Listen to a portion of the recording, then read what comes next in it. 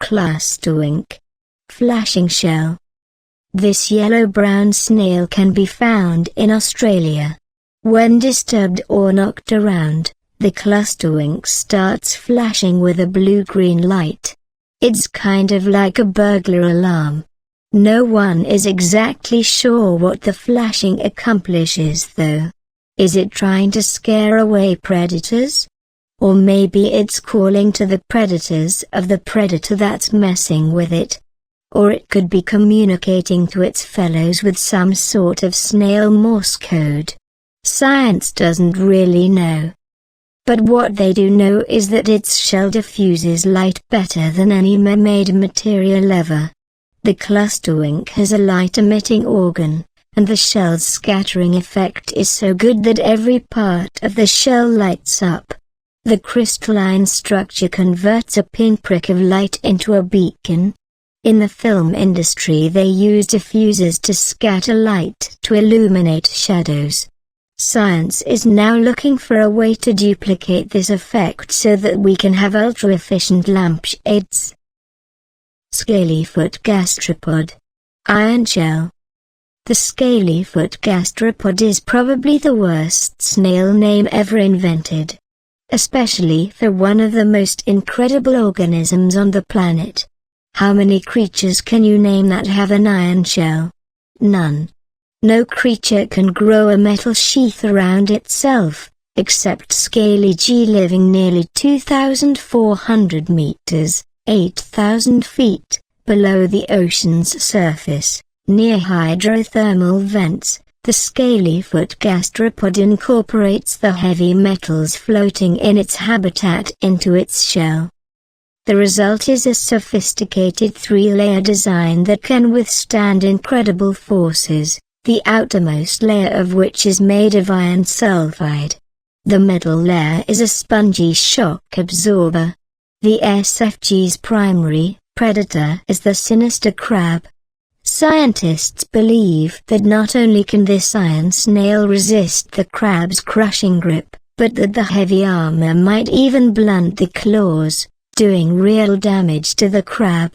And of course the military is looking at whether they can make their own snail armor. Croatian cave snail.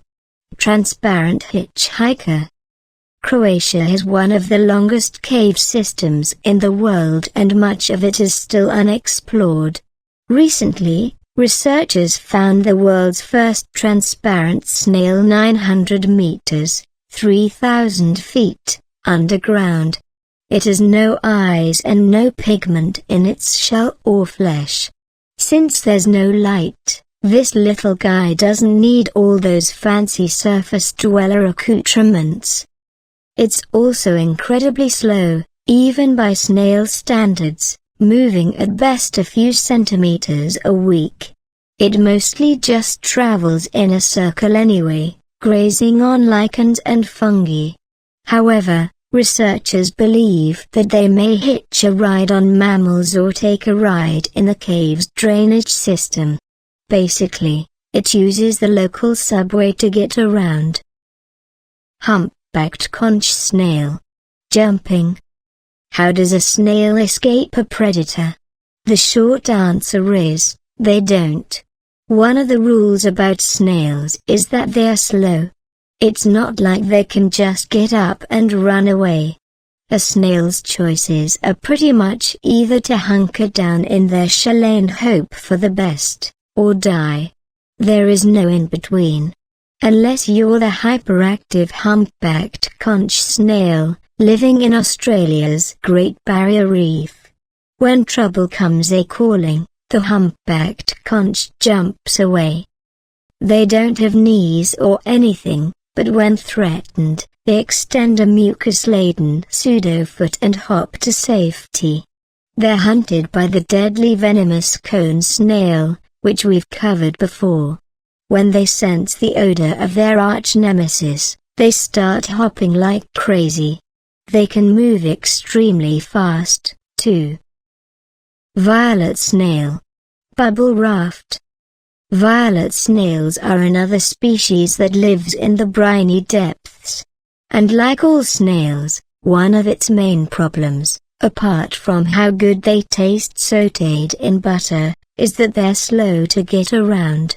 So how does the violet snail deal with this transportation problem? A frothy raft of bubbles. Violet snails spit out mucousy bubbles and hang upside down from them. This way they can ride the waves. They're kind of like aquatic balloonists, if balloonists could make air-filled spheres out of bodily fluids. Gross. These bubble rafts aren't just transportation, they're also egg storage devices and platforms for baby snails to ride on. The mucus hardens into the consistency of bubble wrap. It's a snail that can make its own flotation devices and packing material. Japanese white-eye snail. Bird airlift. Know what will ruin just about anyone's day? Getting eaten. But for one little snail it's actually beneficial. The Japanese land snail often gets picked up by birds and consumed. Then something amazing happens. They get digested and die. But a good number, roughly 15%, will actually survive the experience. And while a 40-minute ride through the intestines of a bird probably isn't the greatest experience, it does give the snail something it needs: transportation. Surviving snails get dispersed over a wide area, so that they can exploit new territory and spread their genes further than their uneaten compatriots. It's an airplane ride for snails, where most of the passengers meet a grisly fate, but a lucky few get to be excreted in some new exotic land of wonder. And just to prove that the snails that live really are okay, one was seen to give birth right after its flight. Winged swimming snail. Most snails have one slimy foot that they slither along on.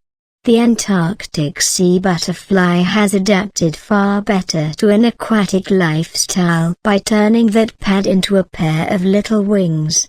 It flies through the seas, free as a bird, without a care in the world. Except perhaps that these plankton-sized guys are every sea critter's favorite snack. Whales, penguins, seals, seabirds and just about everything else loves to nibble on them. In fact, they make up 90% of the diet of the Pacific salmon. It is the popcorn of the sea. But these things reproduce fast, so it's okay. However, global warming might kill them all off. Rising levels of CO2 are causing the acidity of the oceans to rise, making their little shells fragment, lose shape, and eventually dissolve. And since they feed so many of the creatures that we happen to eat, a mass sea butterfly die-off could be bad. Snails are a fundamental component of the ocean's food web. Wandering snail. Chameleon. The wandering snail is a common gastropod that lives in ponds all over England. But what is not common is its ability to adapt to its environment. Normally it's just a plain, solid-colored snail, but research shows that when the wandering snail is living with fish that prey upon it, it changes its skin pigment, becoming spotted, which helps it blend into a pebbled background. It's harder to see, therefore harder to be numbed on. But that's not the wandering snail's only defense. It usually has a spiral shell, but when it lives with fish, its shell develops a more rounded, rotund shell, better equipped to deal with the crushing bite of predators. Not only can the wandering snail change its color, but it changes its shape, too. It's capable of altering its own physical features to adapt to its environment. Apple snail. Unique poison. The snail family comes equipped with some of the most deadly toxins in the world. The cone snails is near the top of every most venomous creature list around. But the apple snail is no slough in the poison department either. Considered by the Global Invasive Species Database to be one of the 100 world's worst invaders, they eat aquatic plants such as rice. Their eggs are coated in two special poisons, one is antinutritive and the other is antidigestive. If you eat their eggs, you won't be able to absorb any nutritional value from the meal and it'll continue to mess up all your other meals till the stuff is out of your system. It destroys your ability to eat. Because of this, almost no predators will eat their bright pink eggs, which gives these snails a leg up on the competition. Unless there are fire ants around. They're the only creature we know of that will gobble up those eggs without flinching. The other amazing thing about this poison is that no other animal besides the apple snail makes it. It's a common poison that plants and bacteria produce, but animals don't create this stuff. Somehow this snail was able to steal a page out of the plant playbook. Cone snail. Harpoon gun. Yes, we've already covered the cone snail. Its venom is so toxic, it got the nickname the cigarette snail because that's all you'll have time for after it stings you. But what no one talks about is the sophisticated delivery system. The cone snail fires a tooth harpoon at its victims at 650 kilometers, 400 miles, per hour. That's the speed of a small jet.